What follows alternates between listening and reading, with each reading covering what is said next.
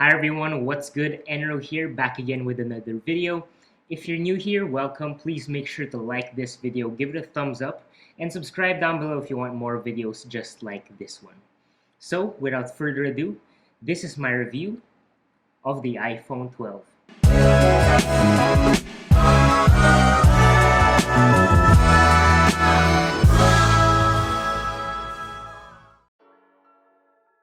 So first, let's talk about how I got my iPhone 12 before it's officially launched in the Philippines.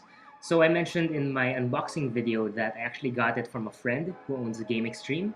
So Game Extreme actually imports, Hong Kong variants of the iPhone because they receive it earlier than the Philippines. So if you're not familiar, Apple actually unveils their iPhones usually in around September, or this year it happens to be October. Then they launch it in waves, in different markets. And the Philippines is usually like in the third wave, if I'm not mistaken.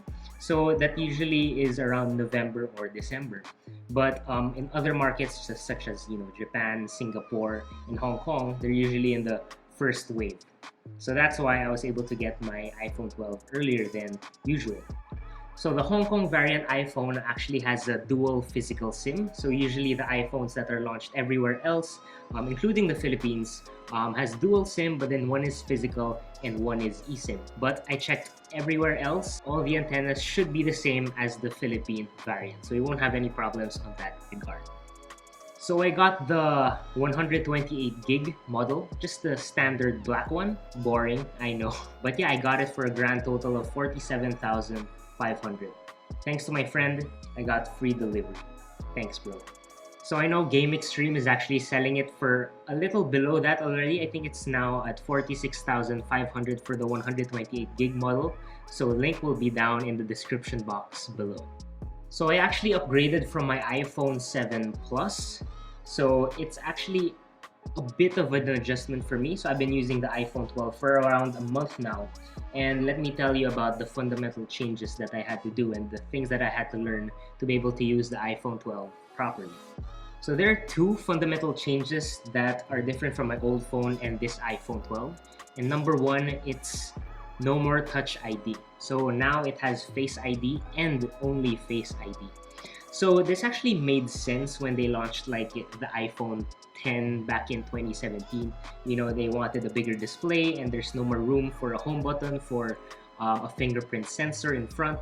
So they went away with the home button and the Touch ID and they made Face ID. So Face ID is actually, well, according to Apple, more secure. But now with this pandemic situation going on where you need to wear a mask every time you go out, is actually a hassle to have Face ID because it doesn't recognize your face while you have the mask on, and it becomes a pain to unlock your phone. So instead of it being so seamless like it was intended to be, now it's just so annoying that you need to always put in your password every time you're wearing a mask. Or you can actually just take out your mask, but then it's also kind of annoying to do that, so it's not ideal at this certain situation. So actually what I do when I go out for a drive or when I go out for a run, I turn off Face ID in the settings so that I don't need to unlock my phone with Face ID and it vibrates. I just enter my password right away. So number two, there's no more home button. So everything here is gesture based. And it has some getting used to, like swiping up to go home. I used to do that for Control Center. Now it's to go home, swipe up and hold to enter multitasking. All of these things that you need to learn and adjust to, but it's very seamless, once you get used to it. So those were the two fundamental changes that I had to go through. But maybe some of you, didn't wait as long as me to upgrade your phone. So maybe you're used to already, Face ID and having no home button. But yeah, right now, let's get to the meat of the review, the pros and cons. So I'll try to differentiate the way I review things so that, it's different from all the other YouTubers. So I'll tell you my honest thoughts about every feature in detail here because I feel that there's a lot to uncover. Each good thing can have a corresponding bad thing, and later on, you'll find out why. And it will be from a perspective of someone who's coming from an iPhone 7 Plus. So you'll get that perspective from this review. So first, let's talk about the design. It's a pro because it's new. For the longest time, iPhones had the same look and feel ever since the iPhone 10. So this fresh new look actually brings life to the iPhone line, and it sets it apart from all the other recent iPhones. Now we all know Apple kept to the notch, which is kind of disappointing and annoying because in an industry where everyone is, pushing the limits, having full bezel-less displays, no notches, only like pop-up cameras, hole punch cameras, stuff like that, where people really go for innovation. Apple is still stuck with their 2017 design. I mean, look at the size of that. Well, we all know it's for the Face ID, but then they could have at least, minimized the size or tried a different way, so that they can keep innovating and keep making the iPhone fresh every year. Okay, so what I'm about to say next may be a bit controversial. Remember what I said before about, bringing back this iPhone 4 boxy design for the iPhone 12? Well, after using it for around a month, I'm actually not a fan. Please don't kill me. The design worked for like smaller phones like the iPhone 4, but if the phone is as big and as heavy as this iPhone 12, then I feel that it doesn't work. It's too chunky, it's too blocky, it's too big, and it doesn't feel good in the hand. Now, this might be a personal opinion. Other people might think otherwise. I mean, iPhone 12 Pro Max is actually a bit bigger than this one still, so I'm not sure how that feels. I never held one before. But let's compare my iPhone 12 to my iPhone 7 Plus, which is actually bigger and is actually heavier. It's actually honestly feels better in the hand, because of the I guess it's about this bottom layer here. Like it just feels better, like overall lighter. This one is just, I don't know, it might be an unpopular opinion, but yeah, let me know in the comments down below. Let's have a healthy discussion about this. Now, going on to the screen, I love the screen. I love watching Netflix and YouTube videos on the screen. Now it's, an OLED display, which Apple calls a Super Retina XDR display. There are more pixels.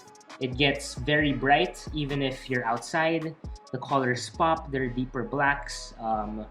The contrast is very accurate. The picture is very accurate. So viewing experience, even just, going through apps, not necessarily video, is very cool, very nice, overall nice experience. And what I like about it is that the screen is completely flat, and I like that look. I actually recently installed a tempered glass myself because of the pandemic, but yeah, it turned out really nice. I like it because it's completely flat, and even when you're, editing your Instagram photos or watching videos, it doesn't have any distortion on the edges. And yeah, overall, I just like the look of a flat screen. So although I put a tempered glass on my iPhone 12, I know that the front of the iPhone 12 is now covered by ceramic shield, which is a tougher material, and it's supposed to help with drops. So actually it's a 4 times better drop protection. However, not scratch protection. Better take note of that. However, the iPhone 12, none of the iPhones have a high refresh rate display, and that's kind of disappointing. Almost all Android phones, in 2020, actually, I believe all Android flagship phones in 2020 all have a high refresh rate display, even up to 144 hertz. But to be honest, it's not a big deal for me because I'm an iPhone user. I came from an iPhone 7 Plus, and if you're an iPhone user coming from an older iPhone that has no high refresh rate, you won't feel a difference. So maybe it's not a big deal at this very moment. But if you're an Android user and you use a high refresh rate display, you might, reconsider getting the iPhone. You're going to feel a difference. Now, the cameras. Okay, so the iPhone 12 camera system is a beast, hands down. I mean, guys, I came from an iPhone 7 Plus, and yeah, the performance is just way, way, way beyond the iPhone 7 Plus. So I'm really enjoying the experience. The cameras now have a bigger aperture, so it takes in more light for better photos and also better videos. And now I have an ultra-wide camera, which I never had before, so it takes, awesome outdoor shots or even indoor shots. So all these cameras, including the front-facing camera, they all have night mode now, so it takes better photos at night and in darker areas.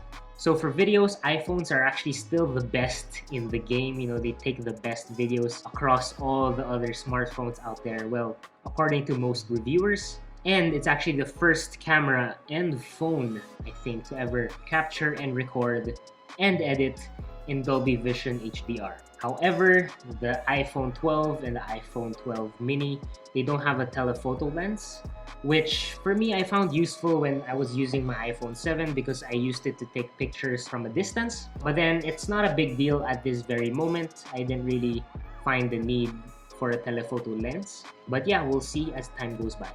Also, it doesn't have a LiDAR scanner, which can be useful for, AR capabilities, but more so for actually taking photos at night.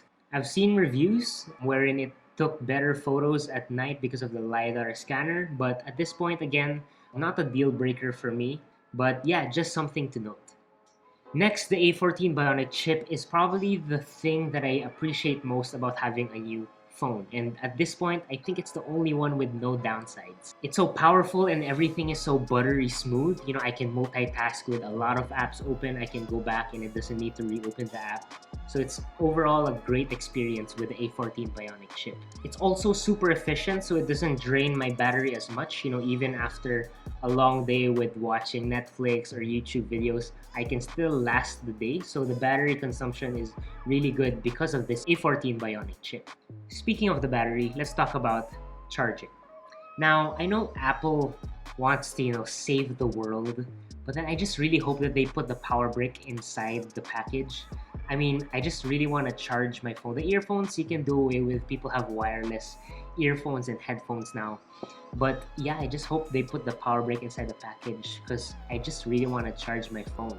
Having said that, I'm not really a wireless charging type of person, not yet.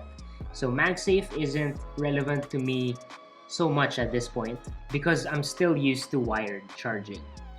But most Android phones, or I think all flagship Android phones, now have reverse wireless charging, which can be very useful.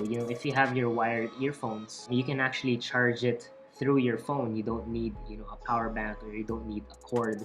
You can just charge your wireless earphones. For example, these AirPods, you should be able to charge them. If the iPhone 12 had reverse wireless charging, you could have, charged it if I just, put it on top of this iPhone 12. Would have been cool, Apple.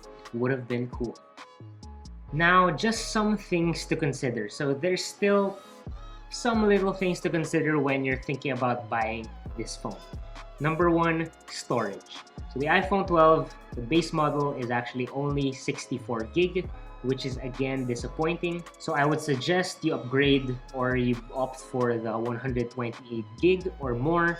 But if you're considering getting a Pro or a Pro Max, good thing is their base model is actually at the 128 gig. And they go up until 512 gigs. So number two, 5G. So all iPhone 12 phones in the lineup actually have 5G. So it means that your iPhones are future-proof. Even if 5G is still rolling out currently, it already has a significant footprint in the metro. So it allows for a better and faster internet experience. So that's actually a good thing, and it's very exciting where this will all pan out. Lastly, colors. The iPhone 12 comes in 5 colors. It comes in black, in white, in green, in product red, and blue, which is actually the new color this year. I was choosing between the black or the blue just because, the blue is so nice. It's in your face, and my car is blue, so it's actually matching. But I don't know. In terms of my technology, I'm still a matte black everything type of person. So, overall, what do I feel about the iPhone 12? It's good enough. The iPhone 12 is good enough. If you're an iPhone user and you're looking to get a new phone with a fresh design, better camera, better specs, better processors, better charging, but you don't mind all the compromises that I put in this video, then go ahead, get the iPhone 12, and I'm sure you're going to enjoy it. But if you have, let's say, an iPhone 11 or even an iPhone XS, I suggest you wait. As early as now, there are actually rumors about the iPhone 13, so it's very exciting. People say that they're going to have a higher refresh rate display, smaller notch, all of these stuff. But of course, these are still rumors, but it's exciting what iPhone 13 can bring to the table. How about you? Will you be buying the iPhone 12? Or maybe you're considering the iPhone 12 mini or the iPhone 12 Pro or the Pro Max. Let me know in the comments down below. So that's it for today, guys. I think this was a really long video, but I hope I brought value and I gave you insights if you're considering getting the new iPhone 12. So if you like this video, please give it a thumbs up. It helps the channel a lot. And subscribe down below and hit that notification bell if you want to watch more videos just like this one. If you want to get daily updates, follow me on social media. My most active at my Instagram account, so at Enro Mendoza. Thank you so much for watching this video. I really appreciate it. And as always, guys, remember, aim for success, but focus on the progress. Peace.